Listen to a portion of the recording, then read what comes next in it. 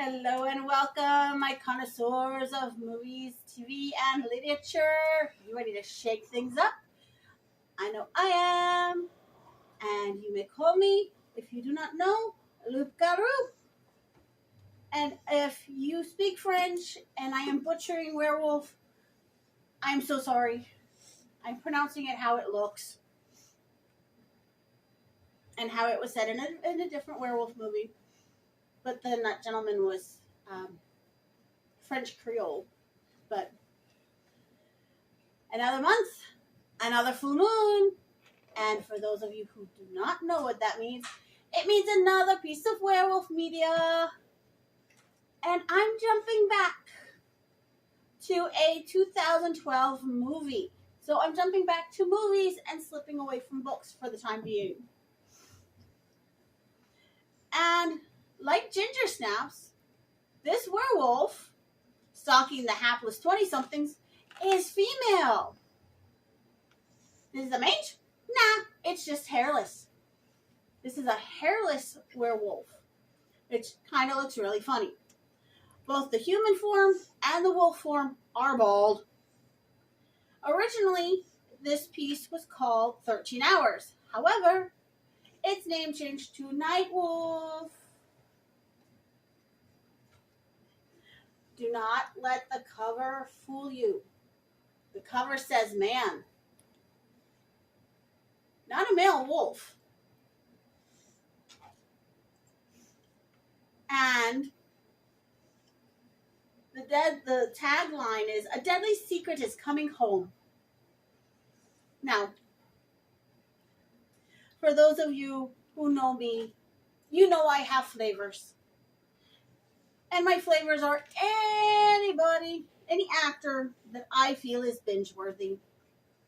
And I went so far as to give them actual flavors to describe their acting talent. And this one has mint chocolate, Tom Felton, in it.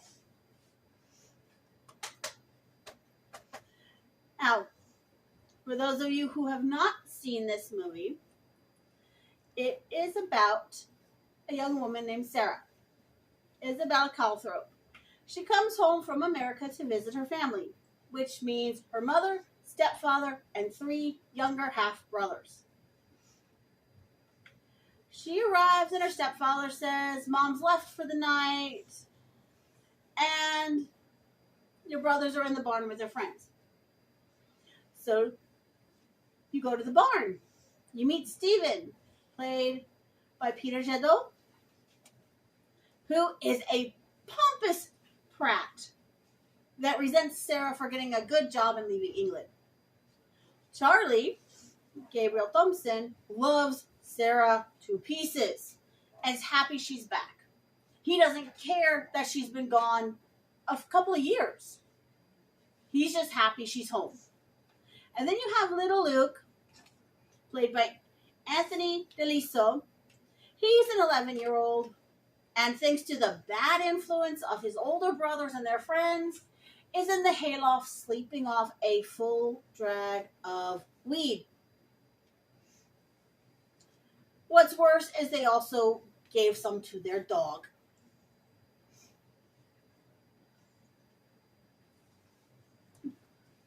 Now, hanging out with Stephen, Charlie, and Luke are Doug, played by Joshua Bowman. He is the supplier of the weed.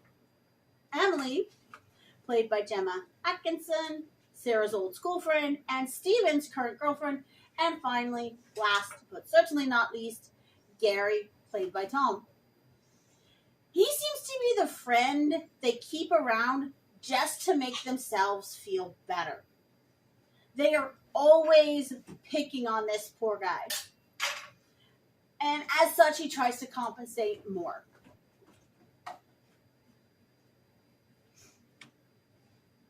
Now, as in a lot of horror movies, Sarah arrives home in time for a nasty rainstorm. And from talking to her brothers, the family is in financial trouble because there's an unexpected expense. Said unexpected expense comes from the assumption made by stepfather and Stephen that mommy has a fancy man and she's paying his rent for him. Believing this wholeheartedly that his mother is a cheating cow, Stephen sabotages her car so she cannot, in his opinion, see her fancy man. That one act of malicious spite is what sets the night of terror into motion. Yeah, spoilers, mommy's the werewolf. And where she was going was the sanctuary, so she wouldn't hunt down and eat her family. I hate when that happens. My camera was like, oh, I hate when that happens. So the storm knocks out the power to the manor and the barn, and all the partiers head inside to find the breakers. That's when you realize they're being stalked. Spoilers. Gary is the first young, semi-on-screen victim of the beastie, which is really sad. However, and yes, this is yet another spoiler, in a blink and you'll miss it scene at the end of everything, after Sarah's left with the other survivor, you watch him breathe a little bit. Now, he's already been written off as dead, and you watch him breathe. So maybe, if enough people clamor for it, we can get a sequel where he's a werewolf too, and he's looking for Sarah to figure out what the heck happened and what are we going to do. And instead of being like angry about it and spiteful, he's more of a, hey, how can we help each other? And unlike in Ginger Snaps 2, he doesn't immediately want to just jump and bait Sarah. It's more of a, we're gonna be friends, we're gonna mutually protect each other, we're gonna mutually look after the other survivors because no one's gonna believe them. And if something happens between us, something happens. If nothing happens, so be it. That would be an awesome sequel. So start writing to whoever was behind Nightwolf and say, write that. That would be an awesome sequel. And then beg Tom to be a part of it again, because he would look so cute as a werewolf. And yes, I'm biased. I want all my flavors to play a werewolf at least once. My camera woman just rolled her eyes. Now, she's trying to protect her family. Sarah is trying to protect her family and friends. And unfortunately, she gets her leg torn up. And she starts to heal really quickly and starts to distort.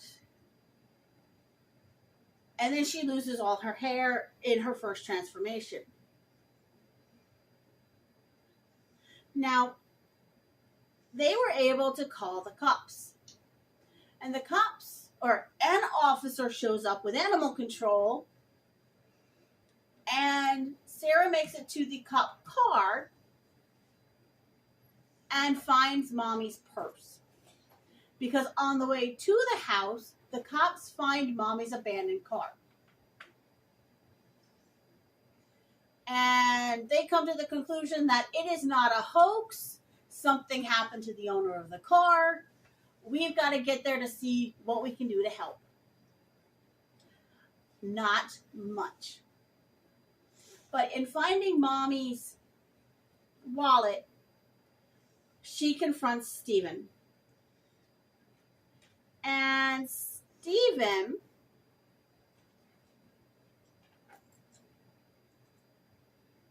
gets mad at her for basically telling him the truth. We are in this problem because you did something to Mom's car. He gets mad and he hits her, which awakens the wolf genes faster.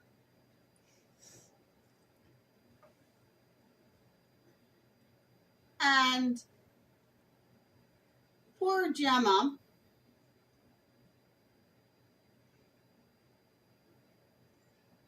would have survived.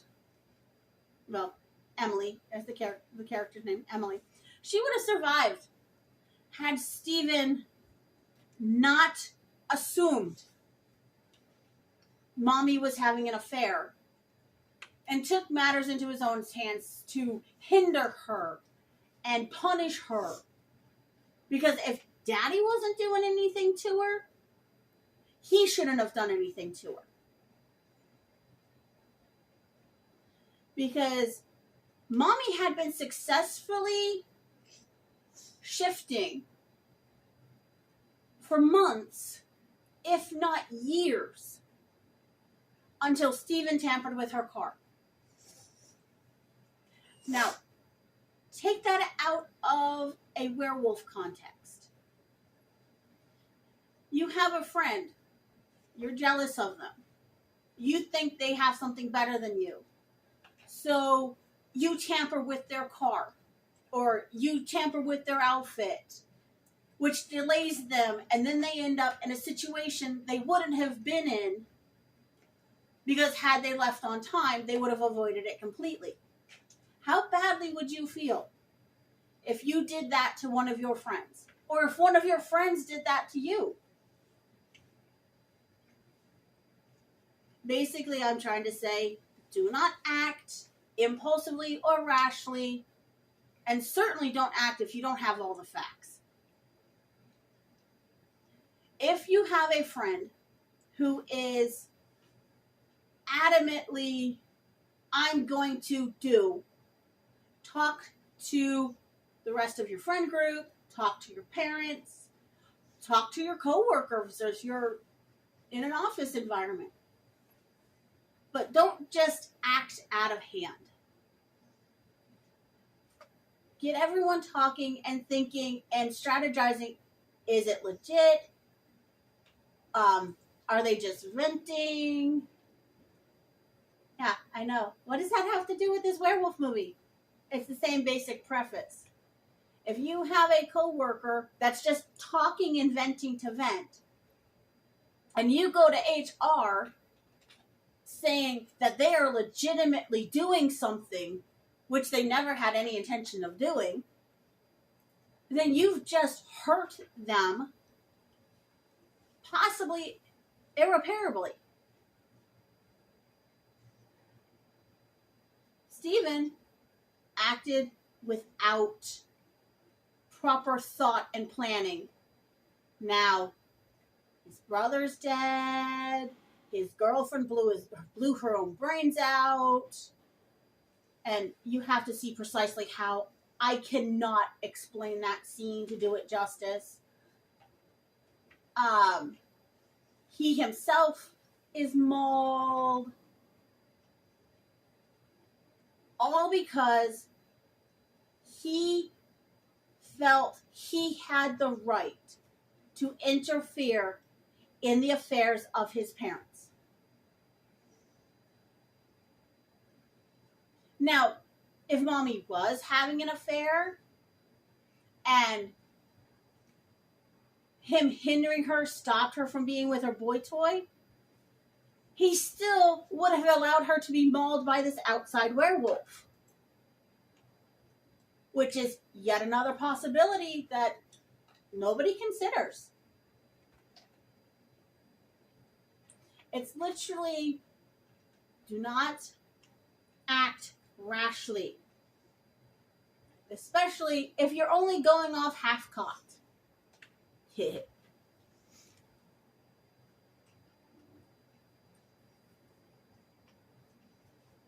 It's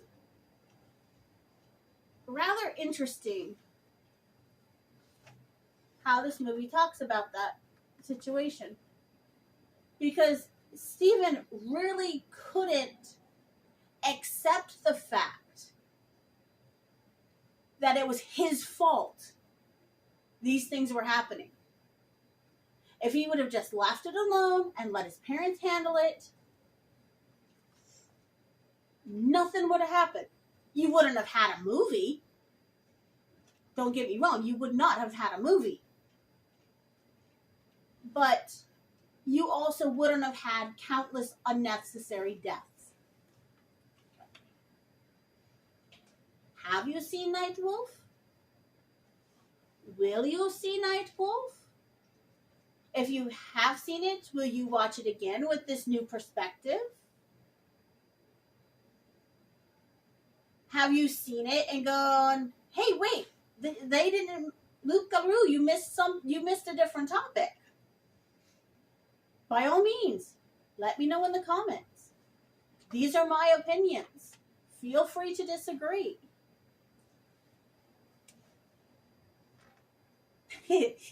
Like camera woman's like, should I stop the video yet?